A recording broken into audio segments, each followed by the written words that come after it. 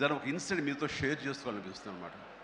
ఎవరో ఒక పొలిటీషియన్, సరే ఎవరికైనా సరే నేను చాలా సాఫ్ట్ టార్గెట్, ఎవరైనా ఏదో మాట అనేసి ఏం పర్వాలేదు. అలాగా ఒక పొలిటీషియన్ నన్ను అకారణంగా, నేను ఇప్పుడు పాలిటిక్స్ చాలా దూరంగా ఉన్నా సరే నా గురించి ఏదో అవాకులు చవాకులు ఆయన పేలినప్పుడు, ఆయన మరొక చోటకి ఏదో ఒక ముంపు ప్రాంతానికి ఆయన వెళ్ళటం జరిగింది. అక్కడ ఒక స్త్రీ, ఒక ప్రౌఢ ఆవిడ, అది మిడిల్ ఏజ్ ఉంటుందేమో, మిడిల్ ఏజ్ ఆవిడ తను పట్టుకుని నానా మాటలు తిడుతుంటే, నీకు ఎలా మనసు వచ్చింది చిరంజీవిని అనడానికి, అది అని తిడుతుంటే నాకు అనిపించింది, మామూలుగా మన మాస్ ఫ్యాన్ కదా ఆవిడ, చాలా గౌరవప్రదమైన కుటుంబంలో ఉన్నటువంటి మనిషిలాగా అనిపించింది, గృహిణి.